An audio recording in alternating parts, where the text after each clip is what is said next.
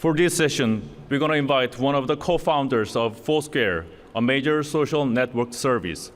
Foursquare is becoming so popular all over the world that New York City Mayor Bloomberg has even proclaimed Foursquare Day on April 16th this year. Foursquare is a location-based social networking service for mobile devices, and it keeps users from everywhere connected. It is also a company that Google is eagerly trying to acquire. He has prepared a special speech for today's forum. Everyone, please welcome Navin Sabadrai on stage with a round of applause.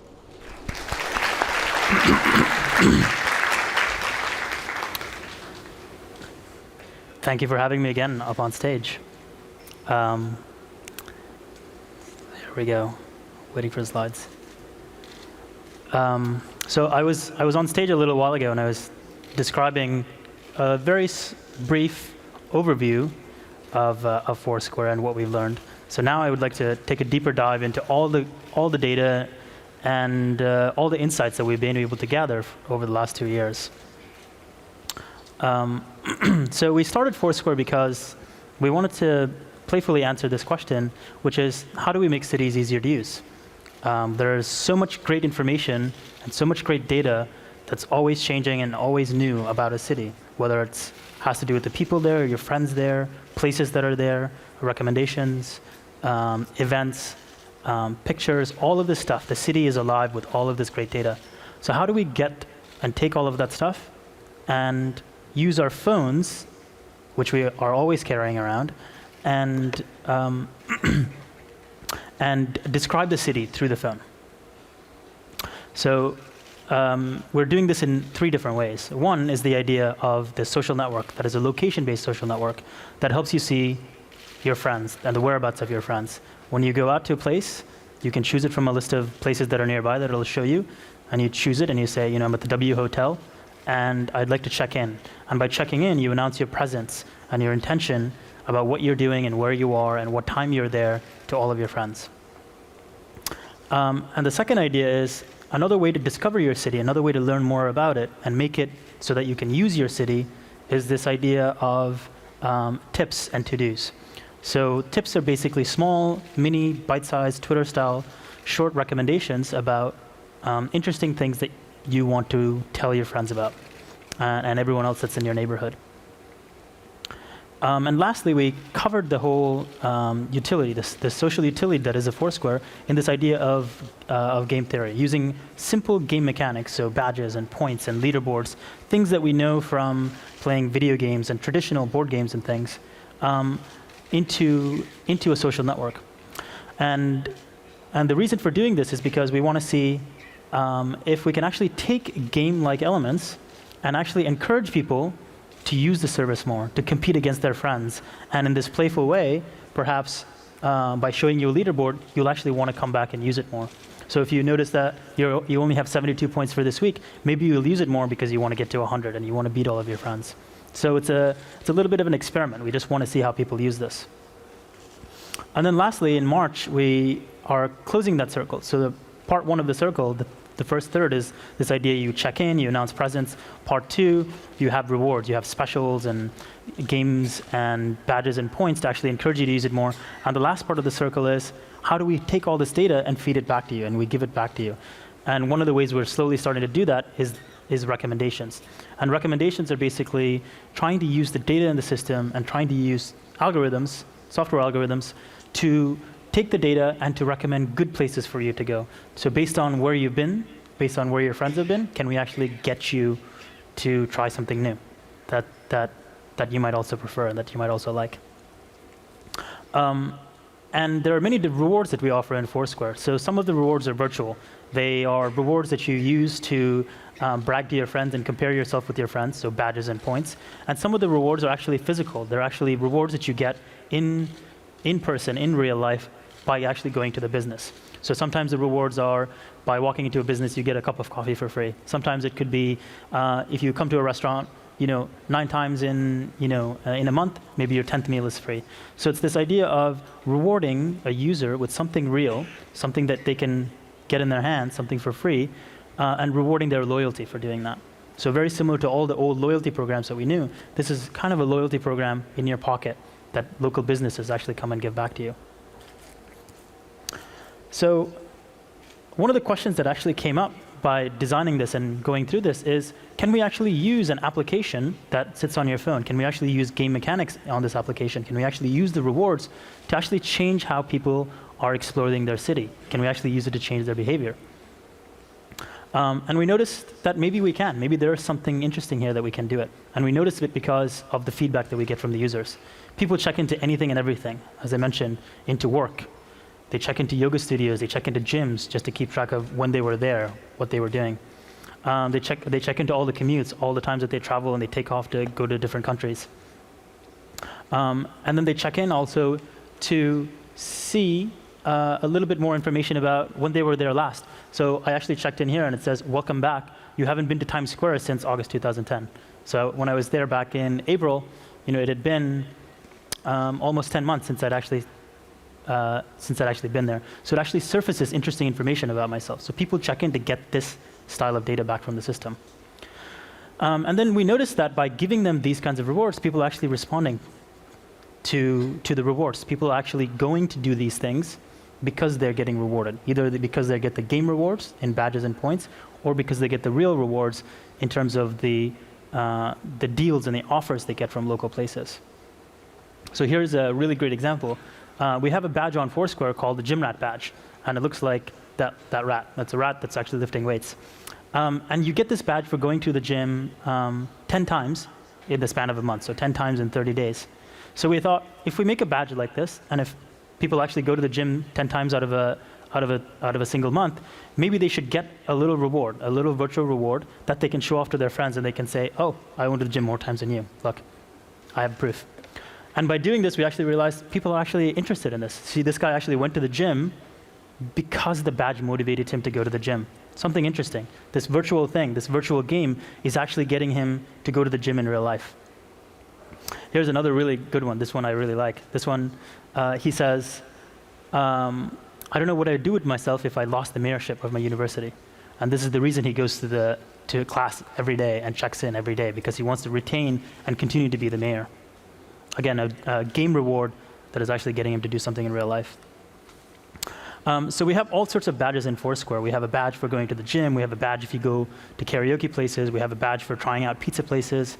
All sorts of interesting, different segments of different cities. And this badge we created, this karaoke badge we created when we first launched it 2 years ago. And there are many, many people out there, this one in Minneapolis in the US. These people actually organized an event. They actually organized a crawl so that they could go to 3 different places so that they could go get the badge. So all they wanted to do was get the badge at the beginning of the day, and they decided, let's just organize a big event. Let's just get as many of our friends as possible and get many people from our neighborhood to come join us. And the only reason they did that is because they wanted to go get the badge. So then we thought about this. We realized maybe there's something interesting here. So we went out and made all sorts of other badges. We made a badge for pizza. We made a badge for art. We made a badge for food trucks, local taco trucks. And then the more we saw this, the more we realized the badges are actually bringing people together. The more badges we create, the more people are actually coming together in a restaurant, in a bar, in a park, in a museum. They all want to come together in the same place. So we decided to create the swarm badge. So if 25 people in a room check in, everyone in the room gets the swarm badge. And then a funny thing happened. People actually started throwing parties just because they wanted to get the swarm badge. And in this case, this is in South Carolina. This was one of the first events that actually tried to unlock this badge. They organized an event just so people could come in, meet each other, and take pictures and prove that they were all together just so they could earn the swarm badge. Another really great example, this restaurant in the US called AJ Bombers, they threw an event, they raised money for charity, they took all sorts of pictures, they did all of this stuff together. They brought people into their restaurant and drove awareness to this, mainly because they wanted to get the swarm badge.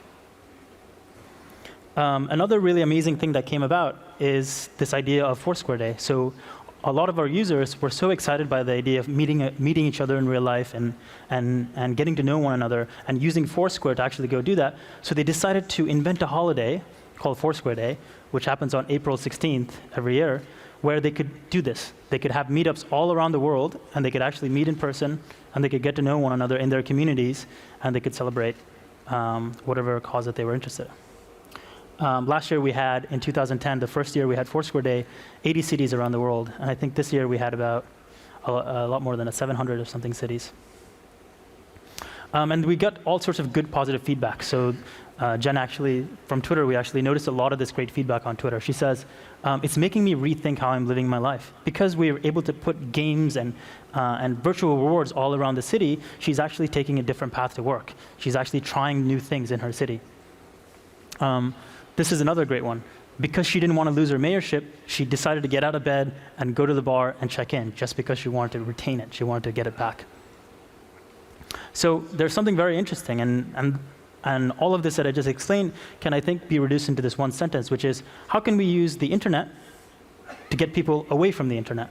So instead of social networking on your computer and sitting at your desk all day, how can we give you the right information in your pocket, in your phone, so that you get that information, you put your phone away, and then you interact with someone in real life in a physical space. So over the last 2 years, we noticed a lot of great patterns. We have a lot of good history now for 2 years, and we have a lot of interesting data, and now we're able to extract meaning from this data. For 2 years, we've had 10 million users that we've added almost in the course of 2 years. We have added about 3 million check-ins every day, so 3 million unique data points every day. So that means about 600 million check-ins overall. And now we have a check-in from almost every part of the world, as you can actually see. This looks very similar to the night sky. So when you map out from space, from a satellite, you know, a lot of similarities there. You see the US, you see Europe, and you see Asia.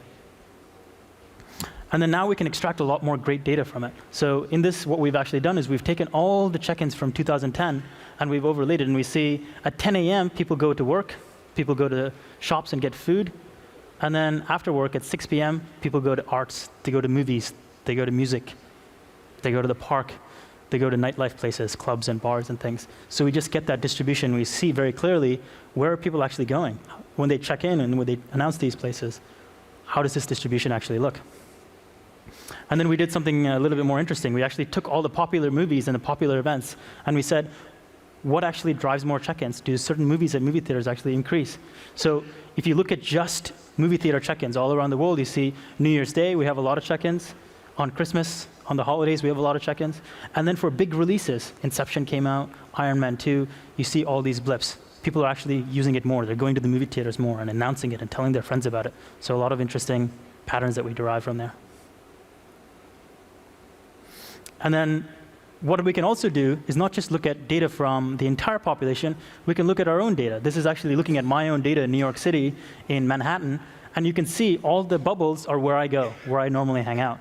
So I hang out mostly in downtown Manhattan. I go up to Midtown Manhattan, where Central Park is, for meetings, and then occasionally I go to Brooklyn, just once or twice, not too much, you can actually tell. And then we take this data and we can also do something more interesting. We can see what are all the trending places. Where are all the places in this neighborhood, in this area, in Walker Hill, that people are. And we see, you know, this is at South by Southwest in Austin. We can see 327 people at Buffalo Billiards. A lot of people there. Cedar Street Courtyard, 150 people. We can see what's more popular than another. And then we can take that data, and very similar to what Google Analytics does. So Google Analytics gives you a dashboard of all of your browsing history, of all of the browsing history on your website. This is like a Google Analytics for your personal life, for your own habits and your own exploration of the city. So this says, what days do I go out most often? How many new places did I go to? What days of the week am I more active? Who do I normally go hang out with? Who are my best friends? What cities do I normally hang out? Where do I go? And how many friends did I ever, have I ever gone out with? And then when I look at my own history, I see step by step all the places I went. I went to St. Mark's Burger, and then at dinner I went to Rice, and then afterwards I went to 2 different places with my friends. And then I see not only all the places I went, but I see all my friends that I was ever there with. So we're taking all this data that people put into the system, and we extract this visualization of what our lives are actually like. And then we did something more interesting. So very similar to what we did with the history, we're actually taking that history data from me, from my friends, from everyone, and we're giving you recommendations. So on the right, I'm in England, and I actually pull it up. I'm in London, and I see, oh, you should actually go to this pub. This is a good pub to go. Because Rob, your friend, and Andy have also been there. So because it knows that data, it's better able to recommend, you should go here because 3 of your friends went here, because your mom also liked this place. All of these insights that we're able to lead to you. And the second half of what we're doing. So most of what we're realizing and building is this idea of building a great app for users. We're also building something very interesting for businesses, because a lot of businesses want to get on board. They want to reach these users. They want to get back to their best customers. So very early on, businesses started to see that there's a little value in Foursquare. All these users are checking into Foursquare all the time and telling all their friends where they are. So maybe I should use Foursquare to reach these customers. Because they talk about my business, they love my place, they are very loyal, so maybe I should reward them. So early on, they started to just write on the chalkboard. They started to write behind the wall inside the restaurant on the menus and things like that. They would announce who the mayor is. They would give rewards to the mayors. A lot of venues and local businesses, brands, advertising agencies are using us as a great platform for advertising to customers. And on the back end, we're building the tools that make this easier for them, whether they're a big chain or a small retailer. No matter what it is, they're able to get on board and actually reach the customers. And one of the ways we do this is the idea of specials or offers. And when you go into the app, you'll actually see a little flag. When you go to the page of a venue, you'll see a little flag that says special here. And you tap that, and it'll actually show you something related to that venue and something that you have to do to get it. If you go to a place of business the first time, maybe you get a special. If you go there 10 times, maybe you get a different special. If you bring 4 of your friends, maybe you get something else. So we're experimenting with all sorts of interesting ways that a business can reward their loyal customers, the idea of loyalty.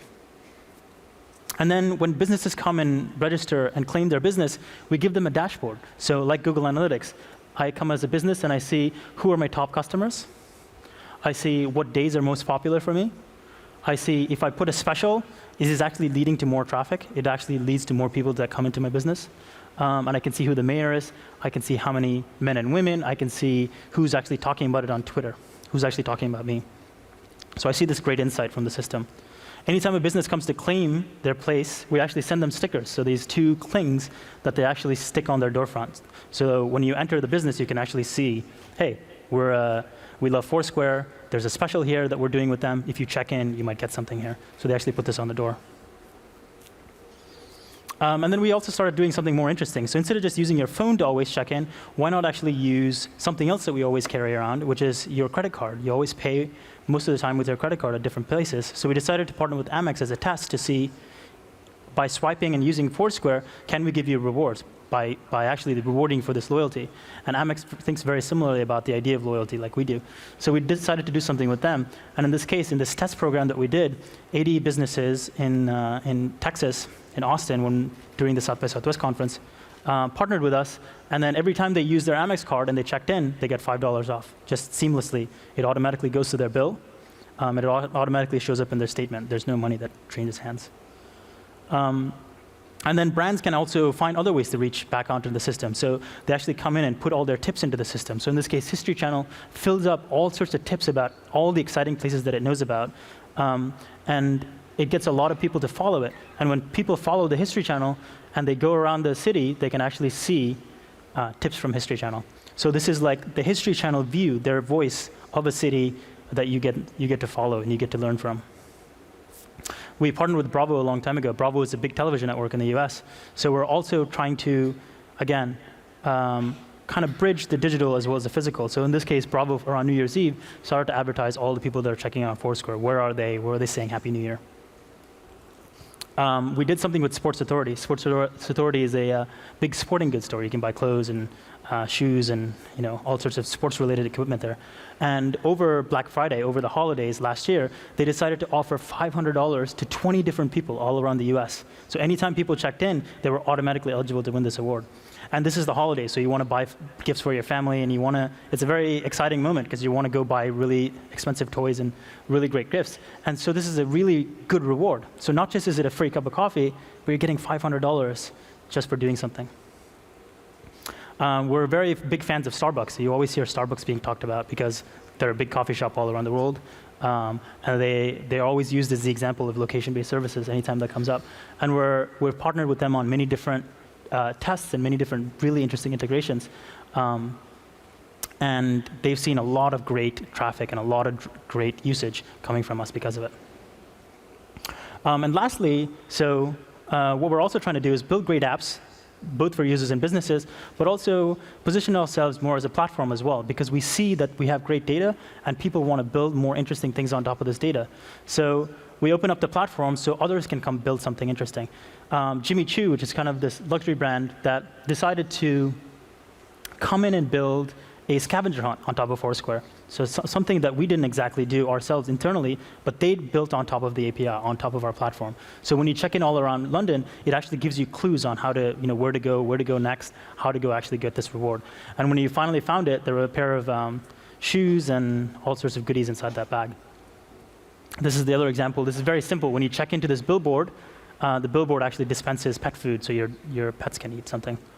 I talked about this a little while ago. This is the idea called Agora, which tries to introduce you to like-minded people that are also in the same space. So it actually looks at your history, your Twitter, and all sorts of other interesting data points that it has, and it tries to introduce you to someone who you might want to meet. I talked about history a little while ago. This is another app that does something similar with your history. It takes history from a year ago. It says, where were you 1 year ago today, and here's what you were doing. So you can actually see every day how you've grown, whether you're doing the same things, whether you're going to the same places, and how much better you're getting as a person. So what's next? Obviously, as I mentioned, we're going to translate the app into Korean because we have a lot of great support here. We have a lot of great users.